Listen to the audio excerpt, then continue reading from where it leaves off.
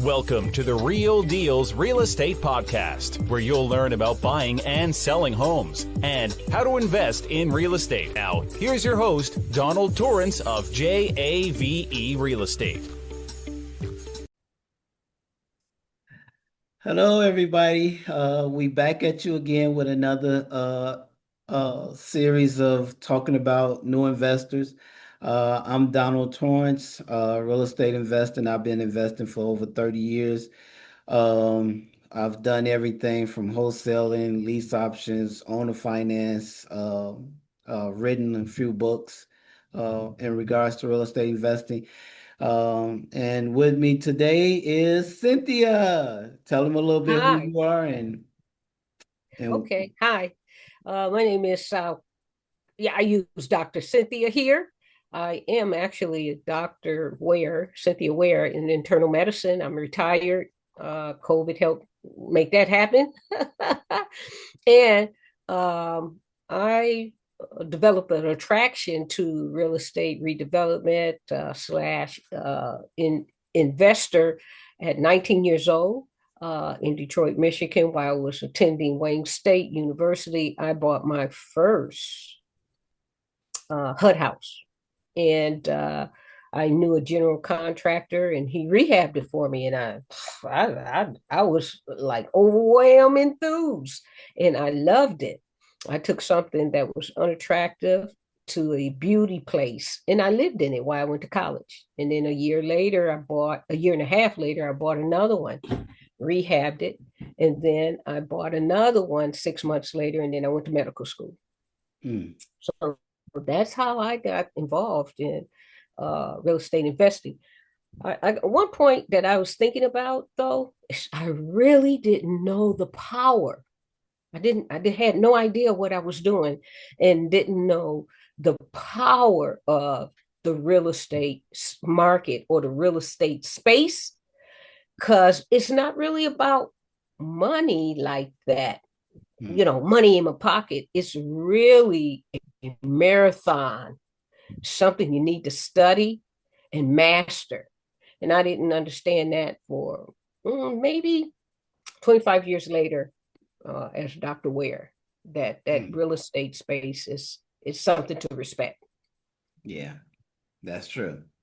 And most people they chase the money when they start thinking about real estate investing and don't think about the outcome, the people you help, the lives that you change, Yes. the whole realm of what real estate actually does and what it actually represent. It represent someone having a place to stay, more so than the money. Yeah. So we missed that part because we trying to get out our 9 to 5, or we chasing that dollar, Hmm. and that hustle and bustle make you forget that part of it. Yes.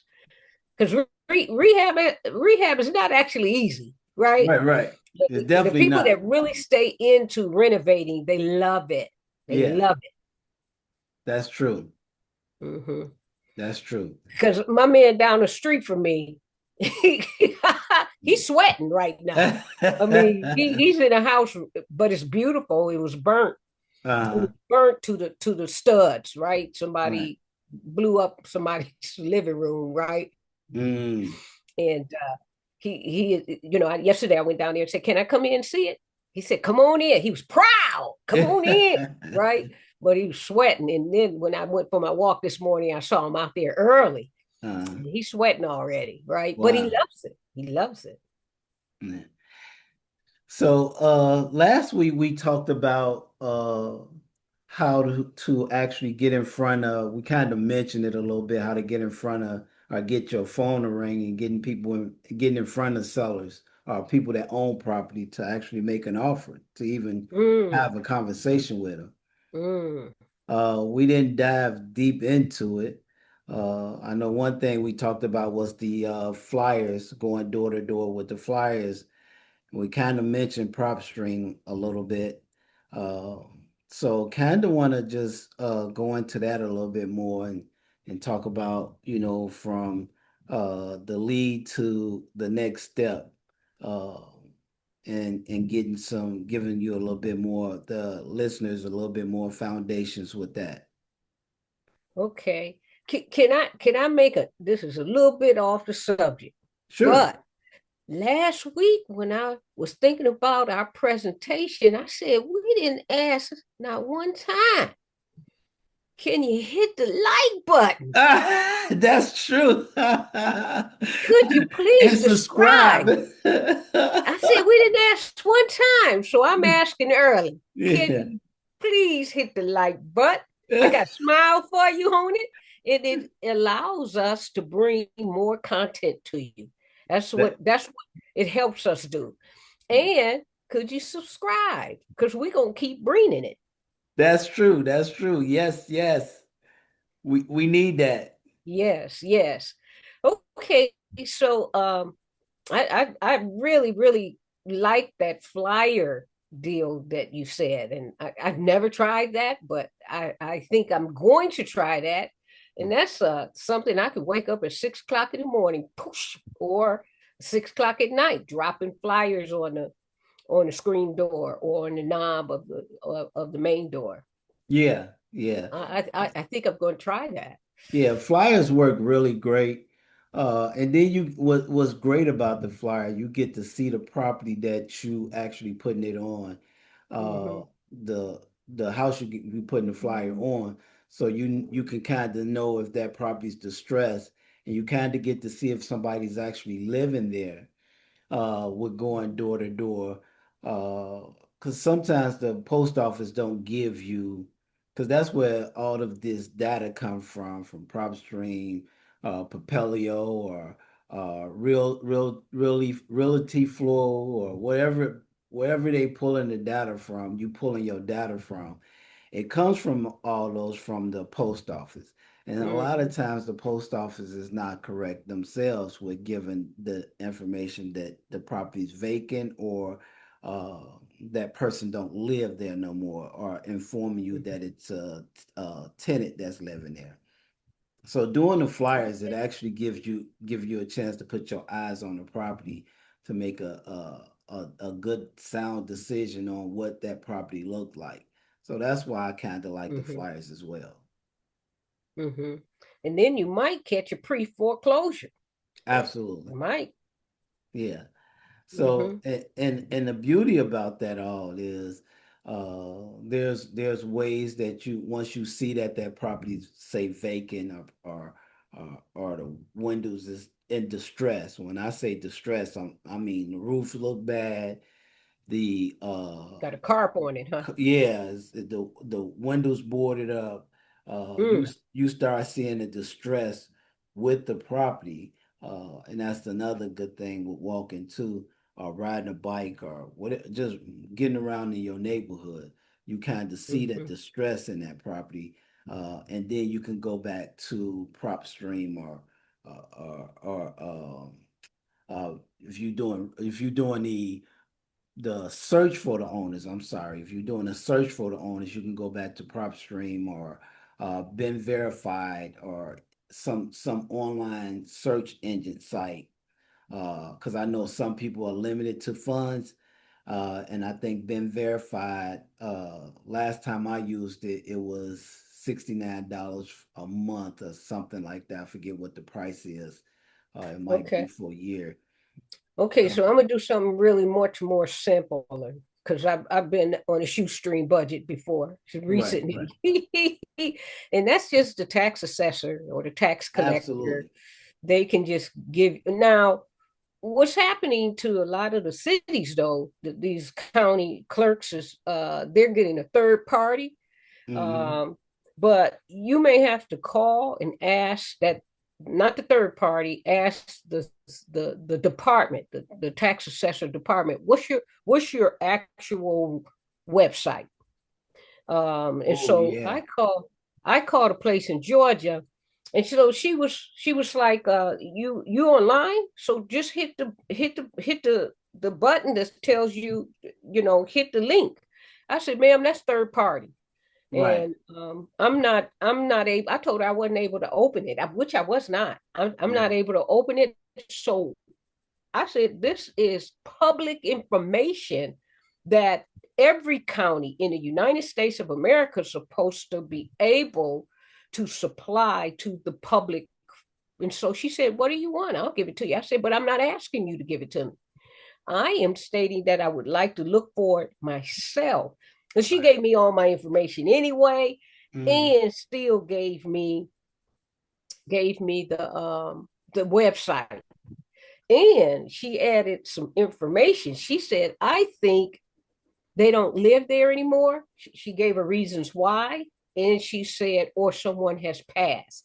And so when I looked up the lady's name, she had passed and the man was still living, but she said because they had returned mail back to them. She didn't think she didn't think nobody lived there.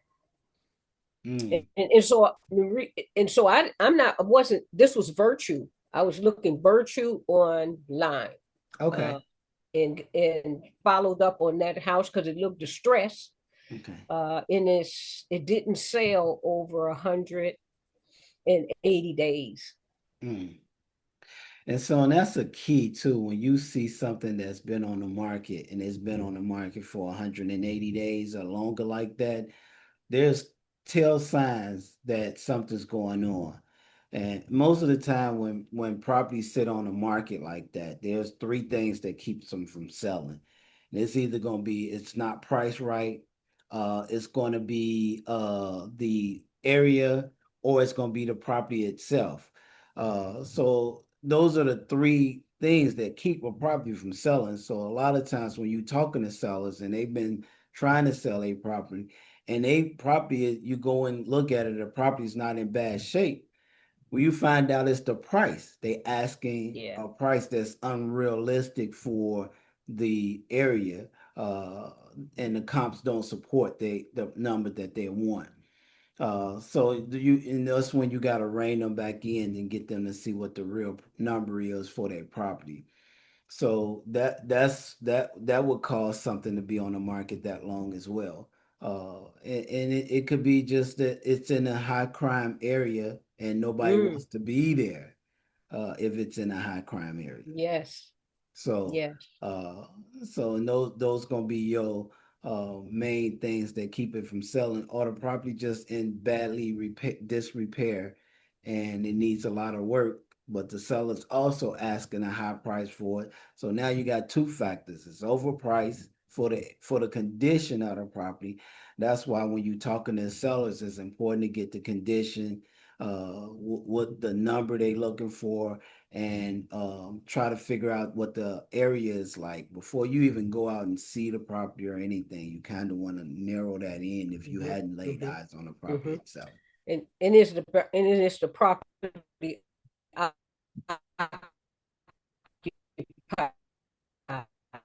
Yeah. So to find out if they have a mortgage on it, right?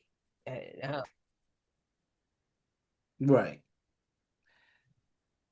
Those are important, because maybe that's why they asking for outrageous number. Maybe they owe more. They owe, say the property needs so much repairs, but they got a mortgage on it for $100,000, and they know that the property is really only worth about 60, but I gotta pay this mortgage off for $100,000 in order for me to sell it. Because I don't want it, but I don't have the money to pay off the mortgage, is what they're saying. So now you gotta figure out if it's still worth doing, or if it's a deal that you need to pass on. Because every deal ain't worth doing. Every deal is not a deal. Okay. But I'm gonna ask you a question. Since you specialize in seller finance and sub two, would there be a way to work into that property? Right now it's upside down, right? The price that they want does not justify what they're asking. The price that they're asking for does not justify the value of the property. But is there a way to go into a property like that with seller fine? No, that'll be sub two if they had a mortgage on it still. Yeah. So that would be the numbers. What could I make off the property, if it's a strong rental, if it's so you got to look at all that. Can it be a rental? Can it be a group home? Can it be because I like group homes more so than I do Mm-hmm. traditional rentals. But can it be a strong rental? So if I came in and put 30,000 into it, can I sell it and make a profit? If I can put Mm. $30,000 into it and I could put five individuals in there where they rent a room or two people per room, however it's structured the house, then and is it profitable every month? If the property is is it a strong rental market where I can get just a regular tenant in there and rent it, then yes, I will go to the seller and see if I can actually structure it as a partnership agreement, where I can actually come in and do Okay. the renovations and then do the renovation and then refinance the property and pay him out and pull my money back out. Now I got into the Okay. property with no money or anything like that, and I don't have any money tied in the deal. Oh, As long okay. as the property appraised for a higher value for me to actually do that. Now let's Okay. just say the property's only worth 120. So if I could take over his payment, give him like 5,000 a walk, and I could take over the payments, then I still would do the deal because I know over time I'm gonna get the money that I put up, I'm gonna get it back on the rental side. So if I'm renting it out for say 2,000 a month, it's worth it. I got a mortgage payment of $900, taxes, insurance, mortgage, title, insurance. I mean mortgage payment, insurance, and taxes is included for $1,000. Let's just call it $1,000. I'm profiting $1,000 a month, so I'm making $1,200 a year. So in 1 year, I got all my money that I spent on the upfront, and then Mm-hmm. on another in 2 years I'm cash flow positive on that property. So yes, I would actually still go in and do it if I can get him to actually leave a mortgage in place and let me take over that payment, give him some money to walk, and then I got the property. Good. Okay. Okay. That was a good example. Yeah. So now let's say you find a seller and in a foreclosure situation like that, it's a touchy conversation because they in a situation where they don't want to divulge a lot of their personal information.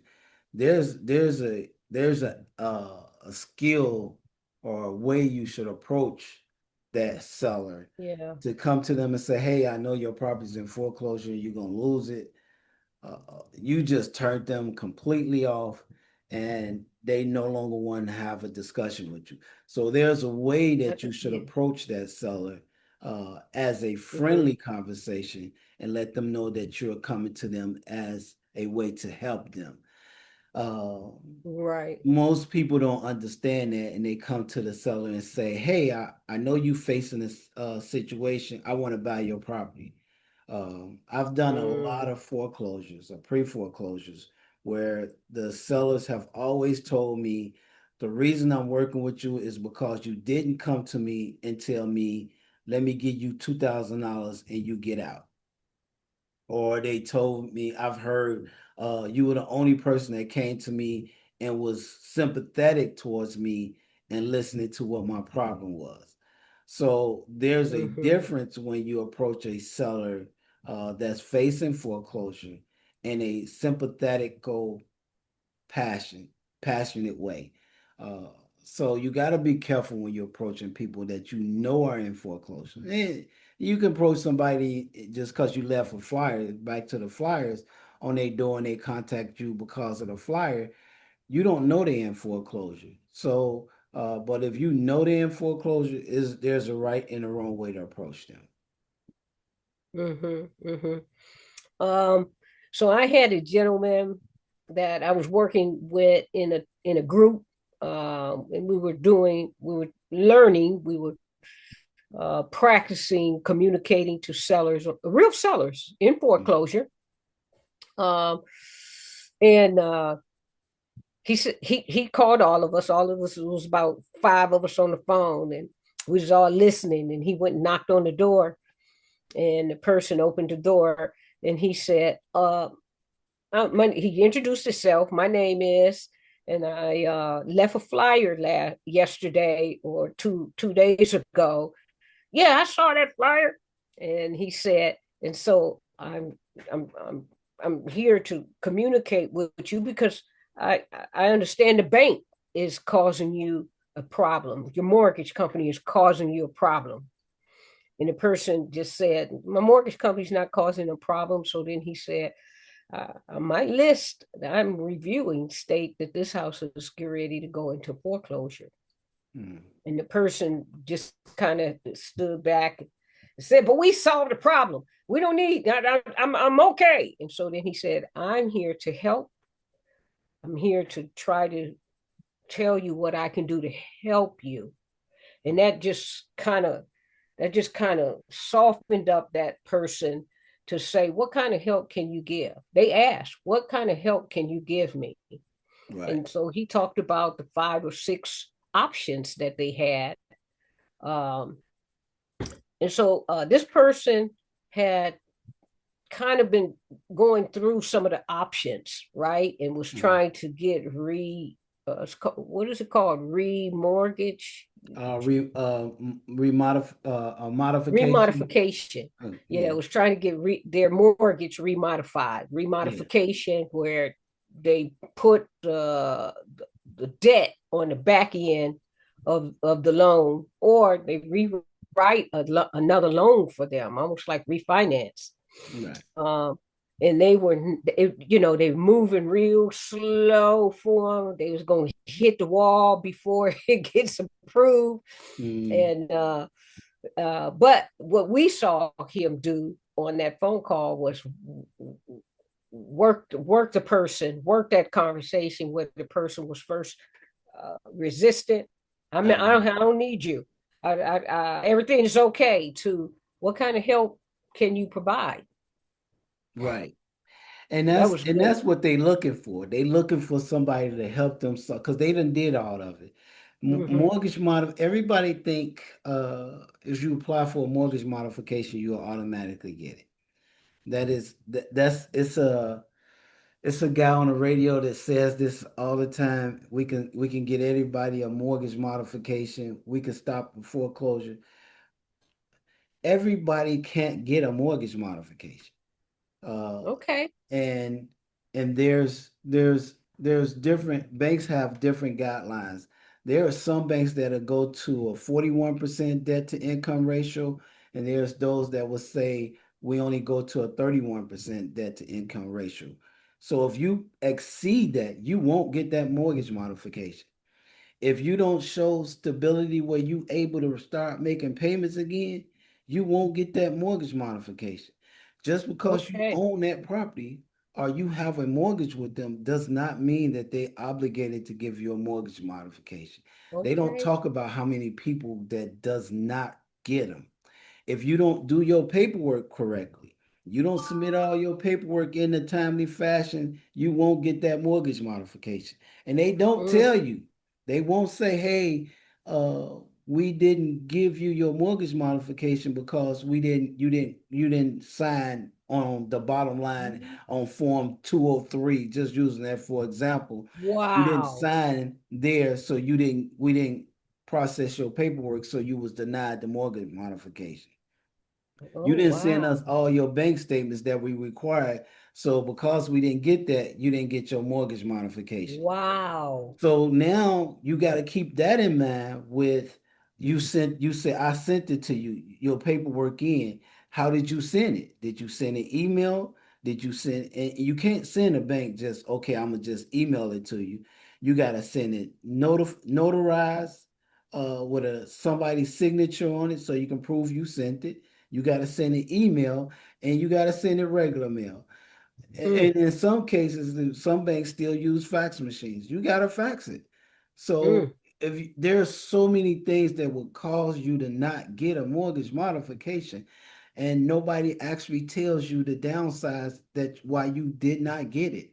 Uh, Mm, and in that process, there's your paperwork is just like doing a short sale. Your paperwork is going to get transferred from one loss mitigator to the next because they get overloaded with so many, mm. especially now with all the foreclosures that's coming in, and they keeping it hush hush. But I'm seeing the foreclosure list study, climbing, and nobody's talking about it right now because they want to keep it Okay. quiet because they don't want the market to go like it did in '07. So, but those foreclosures are coming in. So somebody's getting an overload. So now they hired a new person. So they take that some files from that person and pass it to the new person. And so now you got to start your whole process over because that new person like, oh, I don't have this in your file. I don't have this document. I don't have this. So now you start Wow. your whole process all over again. And nobody talks about that. Nobody talks Wow. about what causes you to get denied. Nobody talks about why your file is still sitting on somebody's desk and then now you got a week before your foreclosure because Not gonna your make it. mortgage modification didn't get to the next level. So there's some, there's some things that I think needs to be discussed more in depth when they start talking about mortgage modification or even a forbearance. When you mentioned about putting the payments on the back end, doesn't mean that you're gonna get a forbearance either. They can tell you no on that. It's at their discretion what they're gonna do. They have Mhm. certain guidelines that they have to follow, and if you don't fall in those guidelines, if you 1% off, they could say we deny you. So Wow. it's a process in that. So it might be some benefit to talk to that real estate investor to keep Yeah. him to the side Absolutely. So or sometimes, her. sometimes you gotta, as an investor, you have to let the seller know. Sometimes your first offer is your best offer. You gotta Mm. get them to understand that it's not all about the dollars you want to get out of the situation. Uh, Mm-hmm. uh, if your main focus is the dollars, you're gonna see a foreclosure debt date. That date gonna get you quicker than the money is. And a lot of times I see sellers get so wrapped up in the dollar that they lose focus on what they really trying to accomplish, and that's get out of the foreclosure. Yeah. Yeah. Yeah. Not have to end up moving it, trying to move it all the contents emergently, Yeah, or it ending up on the curve. absolutely. They're they're And they're sitting they there just sheriff. need to understand that part of it is that this I'm here to I know this your best option. You know it's your best option, so I'm not going to allow you to tell me no. You can't tell me no because I know this is your best interest and you know it. So I'm not getting ready to let you tell me no because I'm here to help you. Okay, that's good to say, Yeah. but sometimes the people they don't really know because they've never been there. They've Right, never right, been in right. foreclosure before, so they don't really know what's in front of them, right? Right. Because I remember talking to the inspector in St. Louis. And I said, "Ma'am, I feel like this Mack truck is trying to come up on me." Ah. And she said, Mhm. "It is. You Mhm. want to get us out of the picture, right?" Right. I say, "Shoot, I'm not feeling support here." Oh my goodness. And so Yeah. sometimes they really don't know because they've never been there in foreclosure. Right, right. And then sometimes they may feel very, very helpless and hopeless, Mm. right? So they're almost paralyzed. And you can say, let me see that, give me an opportunity to help you. And you may even offer them, do you need help moving? Right. And that's Mhm. and you'll find a lot of times that's why they hadn't left is because they don't have the funds to even move out of the house. Yeah. If you got a elderly family or elderly person that's in foreclosure, that's on a fixed income, how can they move? How can they how can they pick up their life and just start all over again? A lot of times they can't. So a lot of times they need somebody to come and show them, okay, here's an opportunity for you. Let me get you to plan B and get you out of plan A because your plan A is not working for you. So let me It's give you ended. plan Right. B and Right. maybe a plan C. So, Yeah. it's just getting sellers to understand that I'm here to help and not here to take advantage. And you hear Yeah. so much stuff in the news that makes people afraid of investors because Yeah. you get that one person that took advantage of a senior. Yeah. Yeah. And now I don't Nobody. trust nobody. Right. Right. So, And and and, then you and go hire a realtor because you don't trust the investor. So you go hire a realtor. That's all they're gonna do is just list your property on the MLS, the multi-listing service system, and you got to and pay them. yeah, and hope that somebody come along and buy your property. Mm-hmm. That's all So, they're gonna do. Yeah. yep, And not that may only that's not enough. right. That may not Not be only enough. are you trying to pay off the lender if you're trying to sell it, not only are you trying to pay off the lender, but now you got to pay your closing cost fees, which is 3 to 3.5%, the realtor fees, which is 6%, and then the additional cost from you still holding the property until you get it sold. So that might Mm-hmm. be 11, 12% by the time it's all said and done. So now you got to bring money to close. So, and most realtors don't give somebody facing foreclosure what we call a fee sheet. And that fee sheet gonna break down all their expenses to tell them what they actually owe when it comes to sell a property. And if they give them that, and most realtors won't give it to them because it's gonna make them say, you know what, I gotta bring money to close to sell this property. I don't want to do it. So they don't want to give them that information. And you should, as a realtor, you should give your client all the information up front so they know what they face with. Mm-hmm. That was good. That's a good nugget there. The Yeah, fee sheet. And the yeah. fee sheet, is that the hub?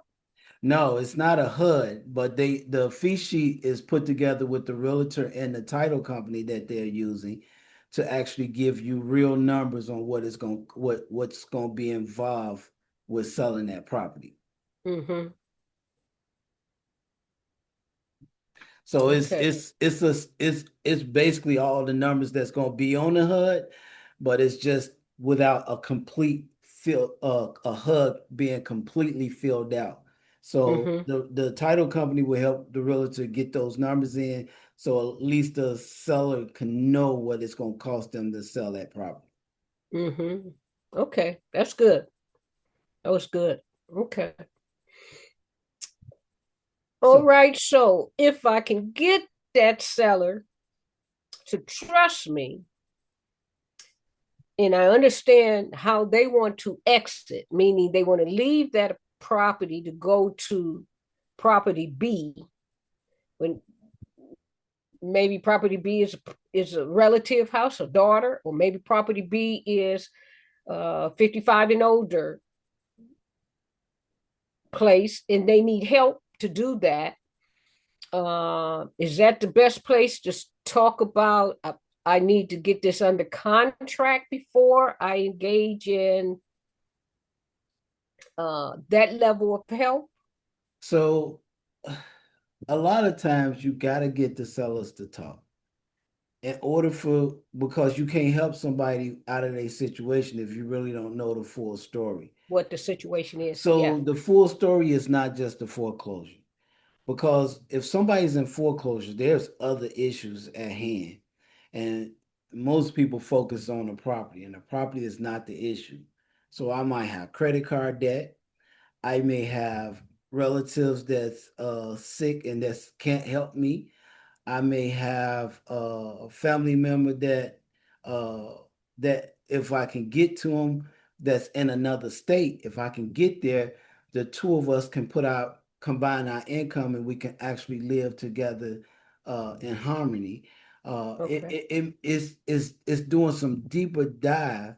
Mm-hmm. And when I talk to somebody that's facing foreclosure, I said the house is not the only issue you may have. In my experience, I find that there's other deep-rooted issues outside of the property. Would you mind sharing them so I could see if it's something that we can do to actually help you in that Nice. situation? Nice. Mm-hmm. So that's a starting point to try to get them to open up. A lot of times they still won't open up, and a lot of times you got to come and say, "Hey, look, once the house is, let's take the house out of the situation. Let's not talk about the house because we know that's an issue. We know we can. Mm-hmm. I know we can fix that. That's not the concern. But what the concern is after this house is gone, what are your plans? What do you have in store for you? Where do you go? What's the next chapter in your book? And then they start telling you, well, I have no place to go. I don't know where I'm going. So Mm. you saying you don't know where you're going because you don't have the funds to be able to know where you're going, or you just, if you had the money to actually go somewhere, would that solve that issue? And I know you still got your other financial obligations that's still uh there. So how do you move forward to your next chapter? And then most of the times they see that you generally trying to be there for them, and then they'll start slowly talking to you and telling you what those issues are. Mm-hmm. I'm Mm-hmm. gonna tell you, Okay. I've been since 2002. That was when I started doing more foreclosures. I want to say it was 2007, 2008, somewhere around in there. I met this guy uh, in Illinois that had been in foreclosure for 10 years. Oh, And I wow. How do said, you how in the world were you able to be in foreclosure for so for long? 10 years? Yeah. And he was like, I know the system. And I said, well, help me understand how, because I can't see how you was able to do that. So what he does, you can file a motion to stay, and that motion to stay, once you file it with the courts, will actually give you 30 to 60 days of the foreclosure is stopped. So In he all was states? In all, it's I don't think, so I I don't know don't if know about Georgia and non-trust Missouri.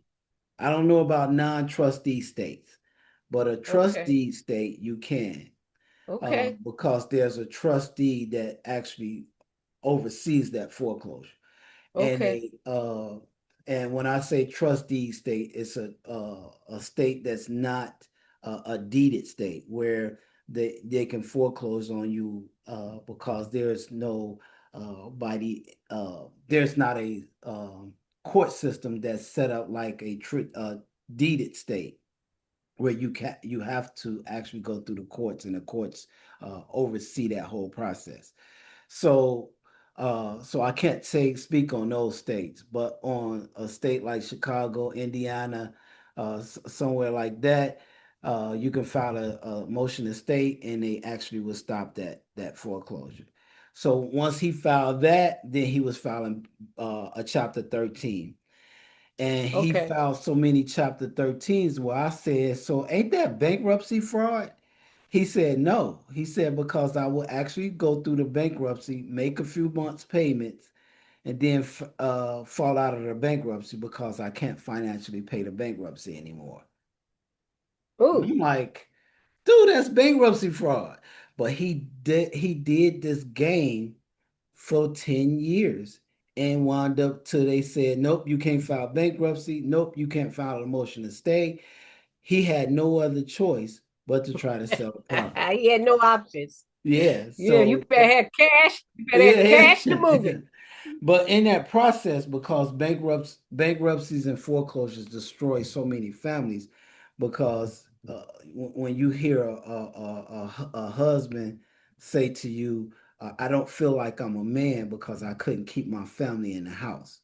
I Mm, don't feel I didn't do my obligation as a husband mm, mm, because we're losing our home."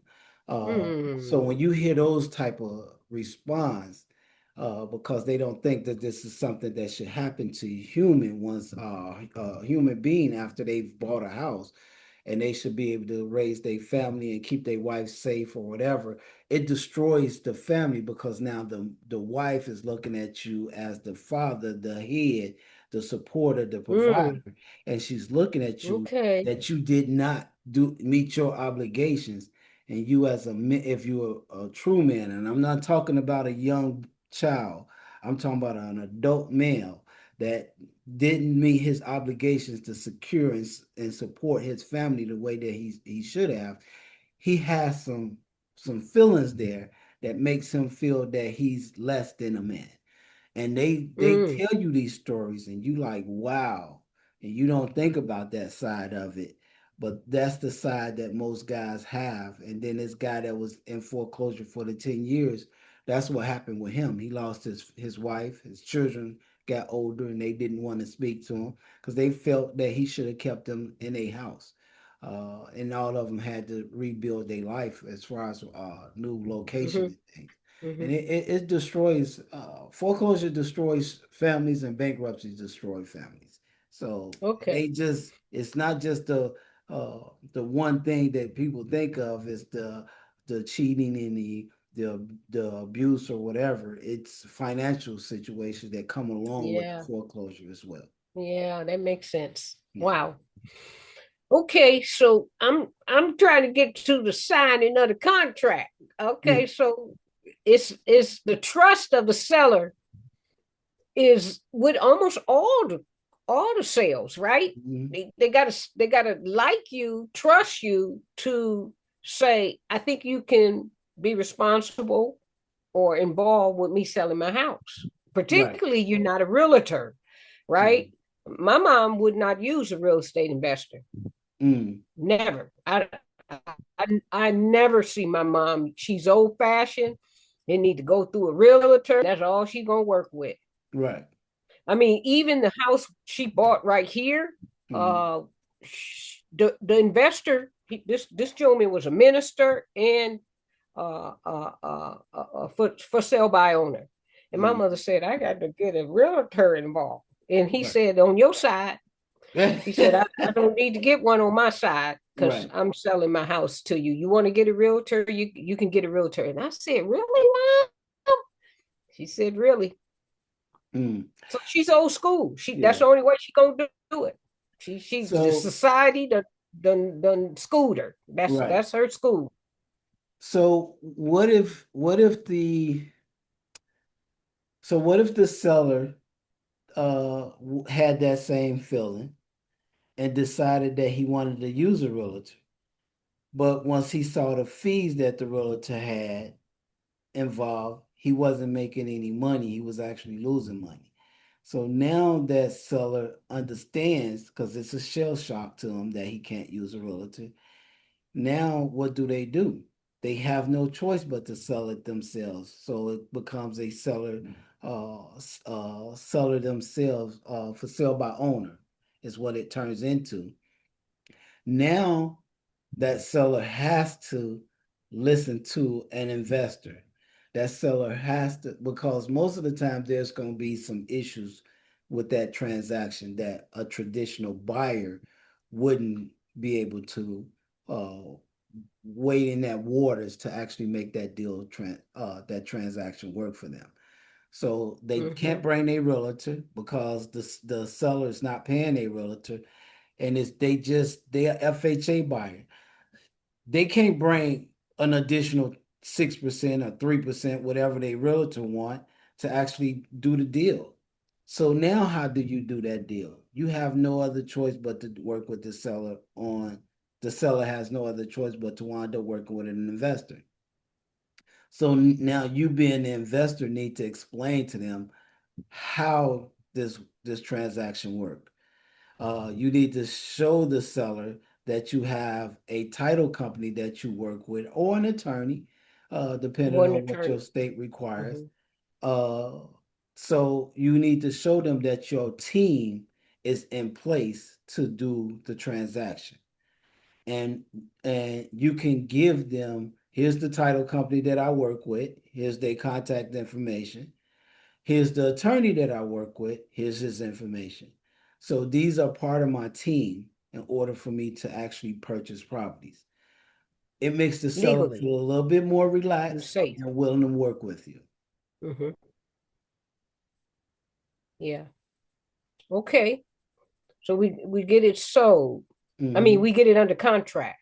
Yes. And so uh what's the next step, or how much time on an average, let's say Illinois, Missouri, or Georgia, how much time on an average do it take to get to a closing date? And I know every deal can varies, Right. right? Every deal can have its own nuggets that has to be kind of smoothed out, Mm. or just get to the closing date with gathering a good title search, right? Right. So I would say I always put 45 days on any contract that I write. And the Mm, reason being, and I say 45 days or sooner, because if I'm ready to close sooner than the 45 days, I can close without it being any hiccups. So here's the things that slow closings up. If there's an appraisal that needs to be ordered, it's typically going to be 2 to 3 weeks for you get it back. Title search is going to take about a week at the longest. And then any inspections. So if you're doing your own inspections, you what know was how to that walk last one? inspection, property inspection. Oh, okay. So if you or surveys, if you need to do a survey, those are the things that's four things that slow up closing. So as soon as you know you actually going to actually move to the next level to actually close that deal, get them ordered as soon as you can, as early as you can. Do your inspection first. Once you kind of know what your inspection is, because you should walk your inspection with or somebody that you trust to walk with the inspector so that the inspector can Yeah. point out things. Mhm. Then order title. At the same time, you order your inspection. And then if you're going to move to the next level, order your appraisal. And the lender, if you're using a traditional lender or a hard money lender, they may require a survey and they may not require a survey. It just depends on your lender if you're using a lender. If you paying cash, of course, you're waiting for title to come back and you're waiting for your inspection to come back. Those typically you can close in like 2 weeks if you're paying cash. So it just Okay. depends on what uh, avenue you're going through as far as closing it with your private money, hard money, or cash out of your own pocket. I advise people don't use their cash, use some other stream of funds.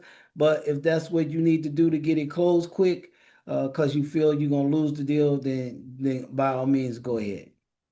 But if you can avoid it, use some other avenue of funding.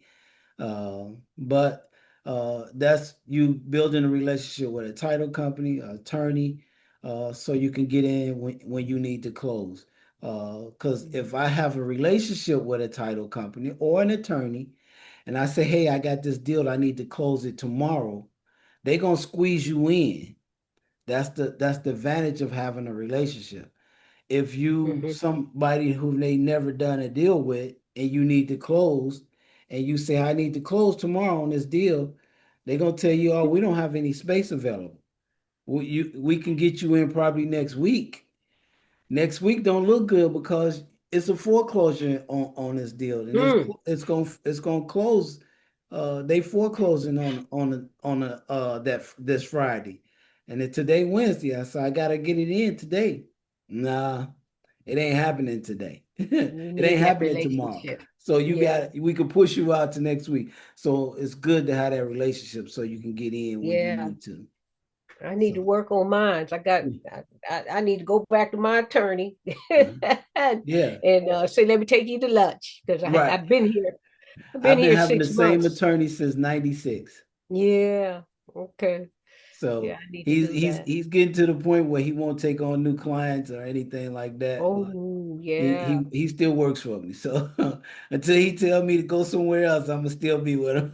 That's good. That's good. That's good. So Okay. All right. I'm gonna be the hit that button. I'm gonna be that yeah, hit that button person. yeah, So you guys you'd like the content. We are definitely looking at bringing more. Hit that like button. And to help us keep coming back, hit the subscribe. yeah. So Cynthia, tell people where they can find you and follow you and stay in touch with you. Okay, so my IG and my Facebook handle is Cynthia R. Ware. You can find me there. And my email is Ware, CYTH, and I am old school at AOL.com. Mm. And those who want to follow me, I'm on all things social media, Donald Torrance. You can find me on all social media platforms. And this was great. Hopefully, this information that we share with you guys is you found valuable, and go ahead and share it to those who you think may need it. Again, thank you all, and see you next week. If you want to hear more stories and tips about real estate, foreclosure, and private lending insights, hit like and subscribe now.